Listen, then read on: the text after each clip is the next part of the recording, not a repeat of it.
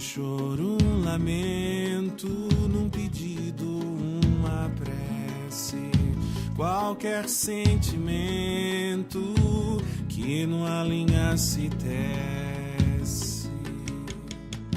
Tem uma tese sobre a melancolia que eu vi num velho samba, que vi na alegoria. Abre essa roda, prepara a fantasia, pinta a tua cara, dá cor à alegria e vai seguindo o bloco até o fim do dia. É pleno carnaval, é pleno carnaval, é pleno carnaval.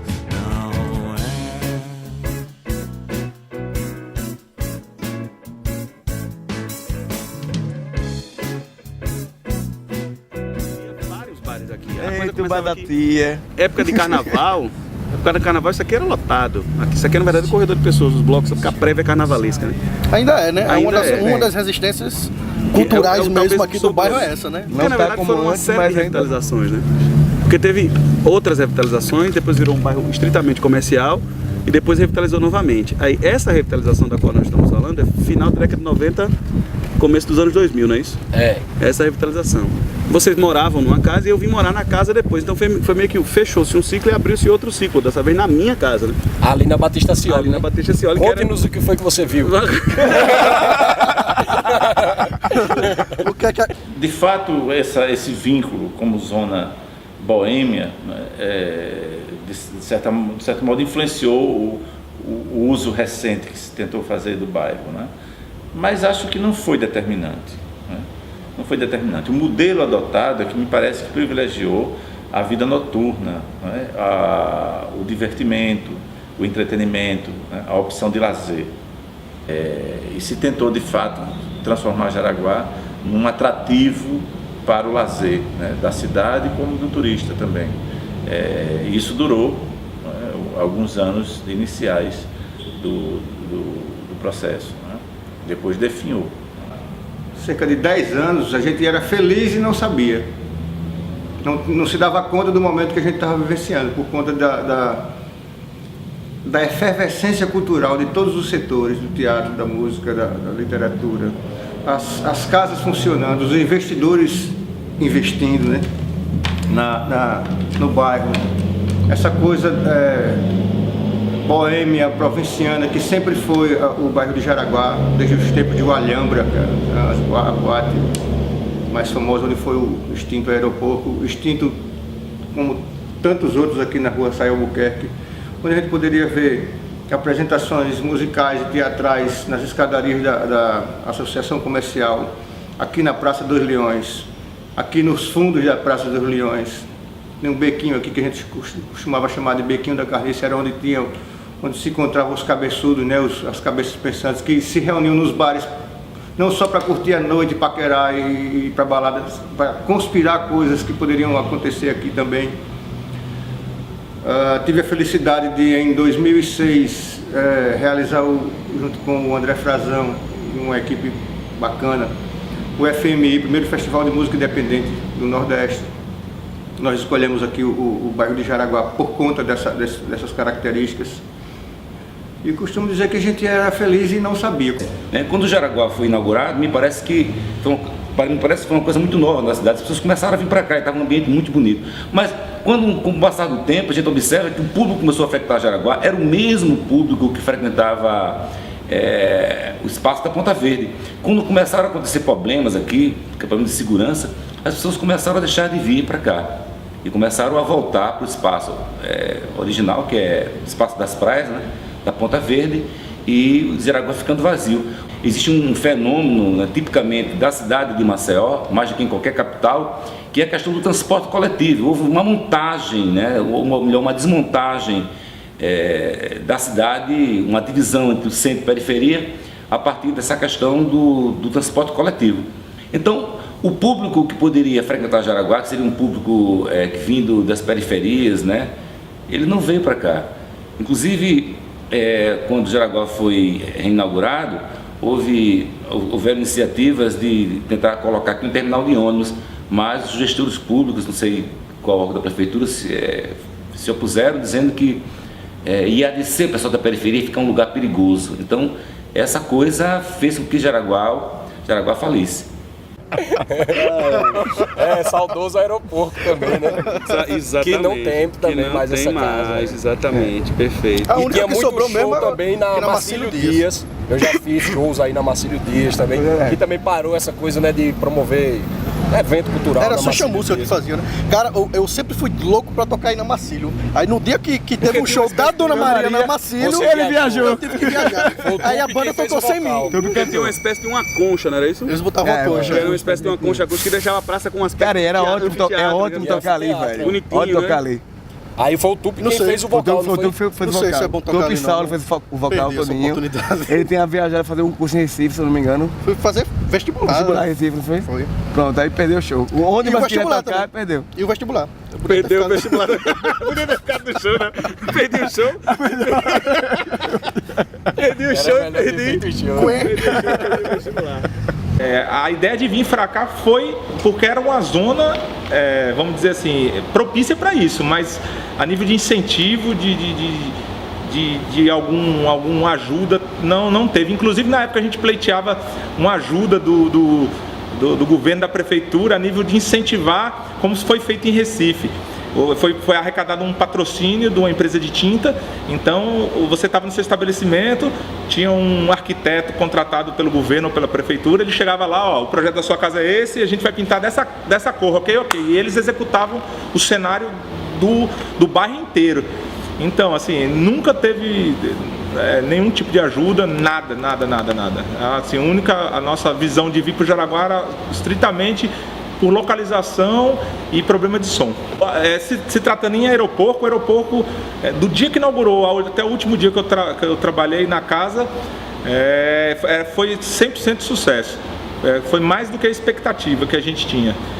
Inclusive a casa foi projetada para 800 pessoas e depois de várias reformas e adquirir outros ambientes, ela chegou até 2.000 pessoas, né?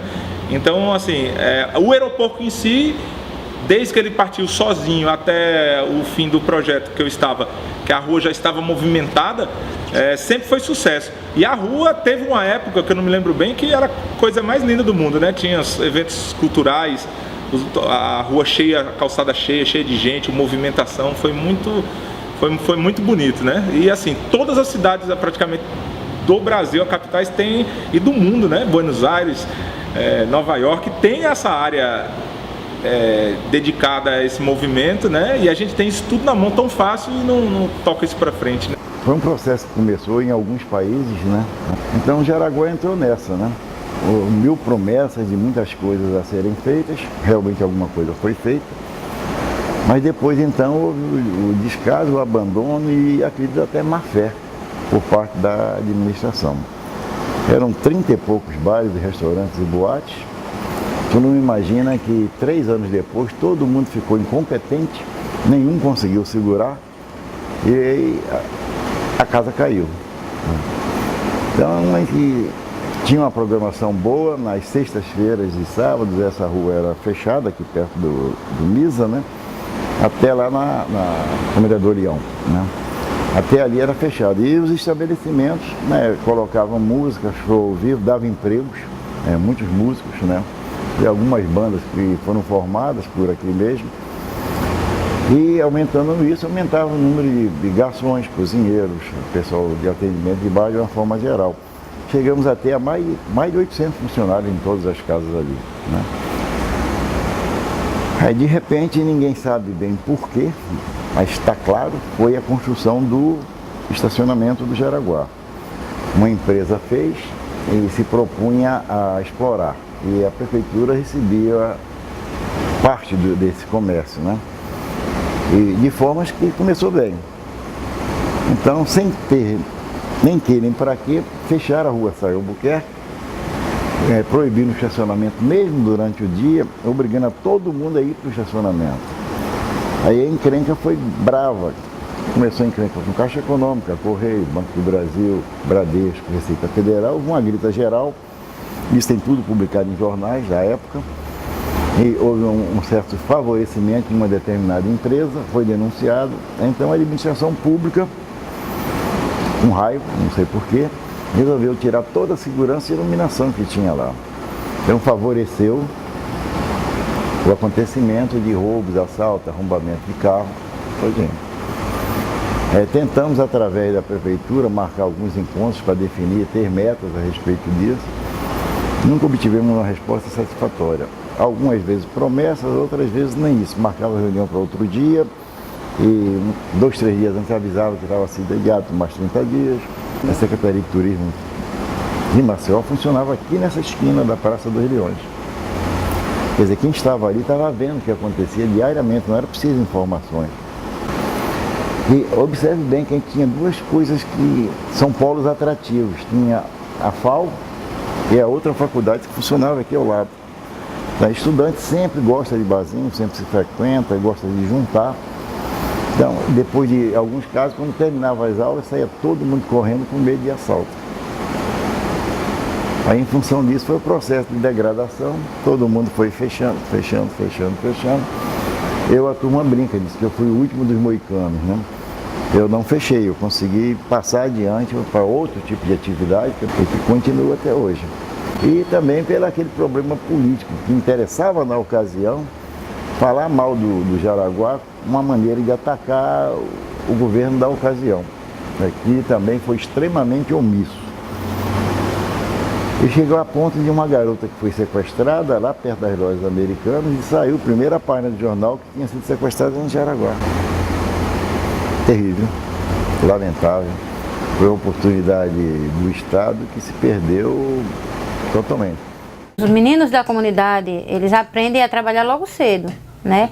Então, assim, são pescadores. E quando alguém vai preso lá fora, né, aqui mesmo em Jaraguá, eles falam que é da comunidade, né? Eles se identificam como pescadores, que não são. Isso até revolta os moradores, né? Moradores pescadores ou que são trabalhadores da pesca. E assim, é muito ruim pra gente, a gente reclama, o pessoal reclama, quanto a isso de levar a culpa de uma coisa que eles não fazem, né? Eles só se identificam como pescadores, mas que na verdade não são. Até aquelas pessoas que usam droga, que dormem, que deitam, que passam a noite nesses casarões aqui de Jaraguá, né, que depredam até, eles não são moradores da comunidade, né? E os moradores da comunidade, eles voltam para a comunidade porque eles têm onde morar, têm onde dormir. Isso, a gente tem na comunidade um ponto de cultura, né? E a gente ganhou o edital e trabalhamos com 40 crianças, até mais, porque sempre aparecem outros, até adultos, eles participam também. Então a gente valoriza a cultura, né? A cultura de Jaraguá também está na Vila de Pescadores, com a pintura em tela, que são essas pinturas que as crianças fazem, com a construção de tambores, né? Eles fabricam os tambores e eles aprendem a tocar. Então hoje na comunidade a gente tem um maracatu mirim. Nós somos nativos da comunidade, fomos nós, os pescadores de Jaraguá, que demos a origem à cidade de Maceió, com a construção, com o começo da Vila de Pescadores aqui. Aí tinha os bêbados, aí tinha os artistas, tinha galera que fazia um som. Na época do carnaval tinha galera que ensaiava, o pessoal de bloco que ensaiava. Aqui ao lado na Rua do Uruguai tinha um prostíbulo, e aí... 2, né, exatamente. Eram 2 prostíbulos e uma boate gay. Era isso mesmo, que a boate gay ficava rodando, né? Em 3 meses era uma boate nova, mesmo dono, mesmo tudo. O mesmo intuito. O mesmo intuito, fortalecer a presença da galera lá. Aí o que acontece? Acontece que dia de domingo era folga delas. E aí, geralmente eu virava à noite pra galera aqui, quando dava 3, 4 horas da manhã, o nego saía e eu ia dormir. Só que domingo, 7 horas da manhã, tinha uma fauna interessante pra se observar no meio da rua. Uma verdadeira fauna, né? Que eram as meninas todas enfileiradas na calçada, esperando a lotação. Porque tinha as ricas, que eram bancárias, e tinha as mais... Do interior. Rafamé, né? Aquela galera mais... porque a galera do interior que vinha, que esperava, assiste, não gosta, esperava. Se vire. Mas tipo, elas esperavam uma condição na minha porta, beleza? Beleza. E você tinha que dormir, porque você tava bebendo com o pessoal e, enfim, era domingo outro dia, você arrumava e visitar a mãe, né? Que senão ela ia pensar, você foi embora. Só que ao invés de conseguir dormir, você acordava às 6 horas da manhã com conversas estranhíssimas na porta da minha casa, tipo o tamanho do pênis de fulano. Porque, tipo, quando você sai do trabalho, você não conversa sobre o trabalho, porra, meu irmão, hoje o trabalho foi A conversa do trabalho era essa, né? hoje o trabalho foi espetacular e tal. E as meninas falavam na minha porta coisa do trabalho delas. Quem fez o que com quem. Ontem foi bom, ontem não foi bom, ontem não foi, hoje rendeu, eu não consegui rendeu. hoje, aí, enfim, quando elas arrumavam um turista e o turista broxava, pra elas era espetacular, porque literalmente era você ganhar dinheiro de graça. Né? Sem fazer nada, né? Sem fazer nada. Aí era espetacular. Era o tal dinheiro fácil, né? Era absolutamente espetacular. E outra, final de semana sim, final de semana não tinha briga no bar, né? Quando a PL surgiu, ele surgiu justamente para tentar recuperar o bairro de Jaraguá, que já vinha decadente, né? Então, assim, não foi algo motivado para desenvolver a cultura, não. Ele tinha um objetivo claro, que era recuperar o Jaraguá, claro, sem incentivo à cultura, mas o objetivo era realmente financeiro. Se você conseguir desenvolver esse segmento aqui, esse território de Jaraguá, com ações voltadas para a cultura, né? E o bairro do Jaraguá, a revitalização foi feita dos prédios, o patrimônio, e as pessoas virou moda, ia todo mundo para lá, muita gente investiu, fez empréstimo, investiu o que tinha e abriu seus bares, seus restaurantes. Mas, e o Estado também investiu, fez diversas atividades culturais, artísticas, isso na época da revitalização, mas uma hora acaba o projeto e aquilo ali tem que funcionar como um poço próprio. E aí quando o APL entrou exatamente nesse momento que os bares já não estavam, então estavam esvaziados, as ruas estavam esvaziadas e não existe condição de a gente manter uma coisa viva se não tiver a união. Então o bairro praticamente ficou negócios, né, prédios revitalizados, algumas ações sazonais de atividades culturais e o público que acreditava. Mas a base disso tudo, mesmo no bairro, quando a coisa começou a diminuir, era caro, saía caro, as pessoas, os restaurantes cobravam caro, eles estavam também muito sufocados, precisavam de público e naturalmente a coisa desceu um pouco. Agora, quando a PL Cultura chegou no Jaraguá, foi exatamente para ver isso. Onde é que estão os bares, os restaurantes, onde é que estão as casas de shows, ateliês, os artistas plásticos, a cultura popular, a cultura tradicional, o pescador, o estivador. Uma série de coisas ligadas ao poder público que seriam fundamentais para que essa iniciativa fosse para frente e que não estavam disponíveis na época.